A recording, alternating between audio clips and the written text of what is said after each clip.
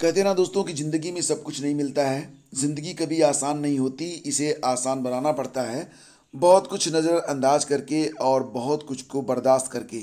नमस्कार दोस्तों, स्वागत है आप सभी का स्टडी विद ज्ञान प्रकाश में। आज 1 फरवरी है, नया महीना शुरू हो रहा है, तो आइए शुरू करते हैं आज के दैनिक रोजगार समाचार।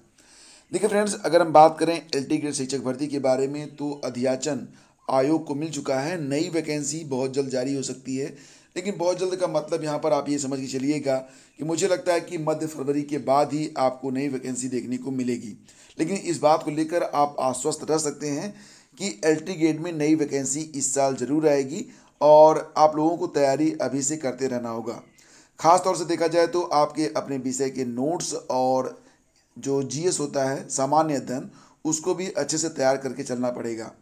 वहीं पर 2018 की बात करें तो 2018 में एलटी ग्रेड के लिए हिंदी विषय के लिए जो योग्यता निर्धारित की गई थी, कुछ अभ्यर्थी उसे निश्चित तारीख तक पूरी नहीं कर पा रहे थे। हालांकि उन्होंने ये योग्यता बाद में पूरी की, डेट भी बढ़ गई थी, लेकिन उन्हें योग्य नहीं माना गया था। पूरी बात समझिए। कोर्ट से राहत मिलने के बाद एलटी ग्रेड शिक्षक भर्ती के तहत हिंदी विषय के चयनित अभ्यर्थियों ने नियुक्ति की प्रक्रिया शीघ्र पूरी किए जाने की मांग की है। उनकी फाइलें महीनों से उत्तर प्रदेश लोक सेवा आयोग में लंबित हैं। हालांकि नियुक्ति प्रक्रिया में चुनाव आचार संहिता बाधा बन सकती है, लेकिन अभ्यर्थियों का कहना है कि नियुक्ति कोर्ट के आदेश पर मिलनी है, इसलिए आयोग उनकी फाइलें माध्यमिक शिक्षा निदेशालय को शीघ्र भेज दे। पूरा मामला क्या है, देखिए दोस्तों। एलटी ग्रेड शिक्षक भर्ती के तहत हिंदी विषय में 135 चयनित अभ्यर्थियों की अर्हता का विवाद था। दरअसल एलटी ग्रेड शिक्षक भर्ती के लिए आवेदन की अंतिम तिथि 16 अप्रैल निर्धारित की गई थी।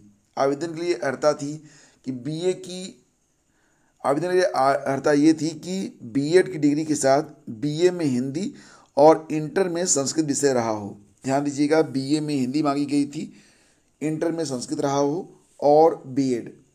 कई अभ्यर्थियों के पास इंटर में संस्कृत विषय नहीं था, तो उन्होंने एकल विषय से संस्कृत में आवेदन किया था इंटरमीडिएट में, जिसका रिजल्ट आया था आवेदन की लास्ट डेट के बाद 29 अप्रैल 2018 को। ध्यान दीजिए कि आवेदन की जो लास्ट डेट थी वो 16 अप्रैल थी और जो इनका परिणाम आया वो 29 अप्रैल को आया।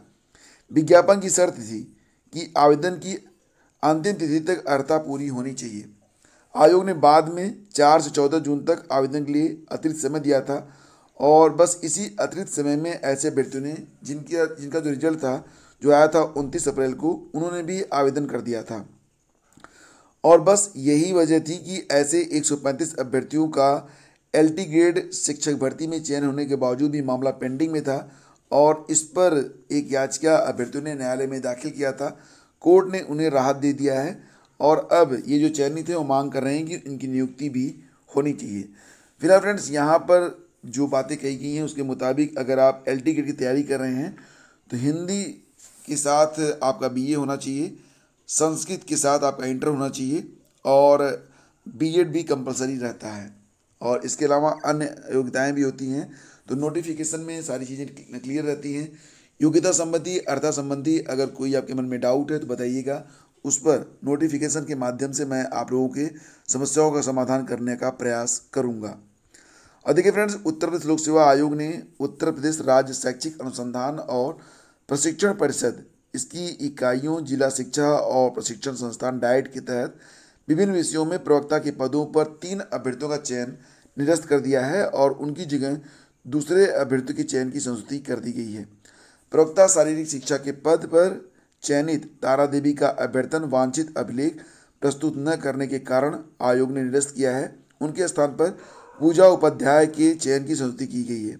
वहीं प्रवक्ता रसायन विज्ञान के पद पर चयनित वरुण कुमार का अभ्यर्थन भी वांछित अभिलेख प्रस्तुत न किए जाने के कारण आयोग ने निरस्त किया है और उनके स्थान पर समेकित योग्यता सूची से अभ्यर्थी अविनाश कुमार सिंह का नाम मुख्य सूची में चयन के लिए संशोधित किया गया है। चलते फ्रेंड्स अगली खबर पर, तो उत्तर प्रदेश माध्यमिक शिक्षा सेवा चयन बोर्ड पर सोमवार को प्रतियोगियों ने हिंदी प्रवक्ता 2021 का शीघ्र पैनल घोषित करने और नए विज्ञापन को जारी करने समेत अन्य मांगों को लेकर 2013 भर्ती का साक्षात्कार शीघ्र शुरू हो, नए पदों पर भर्ती के लिए जल्दी से जल्दी विज्ञापन जारी किए जाएं, जीव विज्ञान 2011 की लिखित परीक्षा का परिणाम शीघ्र घोषित किया जाए। और प्रवक्ता हिंदी के चयनित अभ्यर्थियों का कहना था कि पूर्व में एक प्रश्न के विवाद पर पूरे पैनल को स्थगित कर दिया गया था।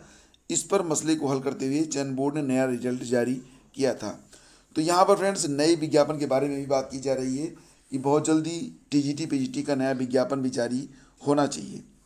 आगे बढ़ते फ्रेंड्स, चलते हैं अगली खबर पर। तो टीटी उत्तर कुंजी पर आपत्ति को आज अंतिम मौका है। आप सभी लोग जानते हैं कि updled.gov.in पर जाकर आप अपनी आपत्ति लगा सकते हैं।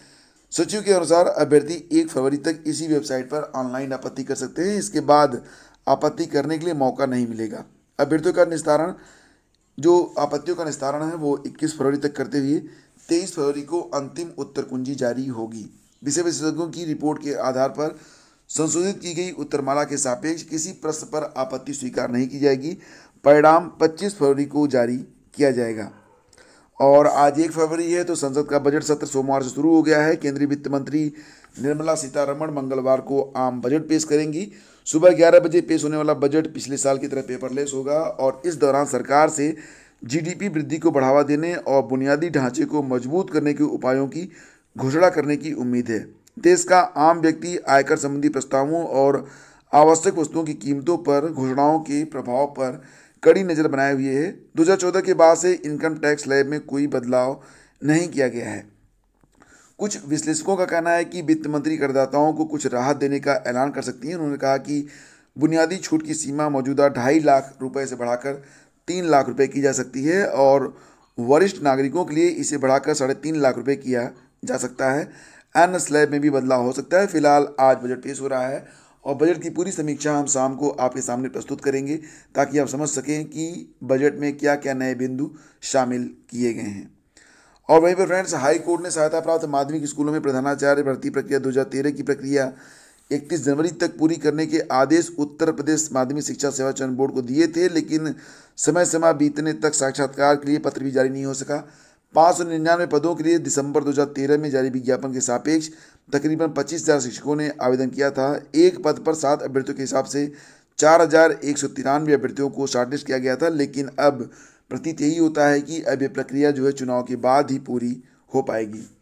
तो दोस्तों, ये थी आज की पूरी अपडेट। वीडियो पसंद आए तो please do like and share. और हाँ फ्रेंड्स, आप लोग अच्छे से तैयारी कर सकें, इसके लिए लेखपाल भर्ती के लिए प्रैक्टिस सेट, साथ ही साथ डेली करंट अफेयर के अंतर्गत बहुत ही शानदार प्रश्नों का 2 सेट आपको प्रतिदिन दिया जाता है।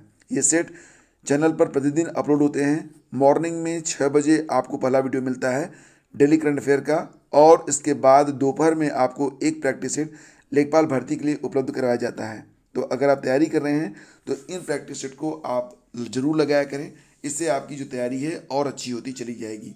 तो आज की वीडियो में फ्रेंड्स बस इतना ही। शीघ्र मिलते हैं आपसे एक नई वीडियो में। आज्ञा दीजिए, नमस्कार, जय Hind. And friends, please do like and share.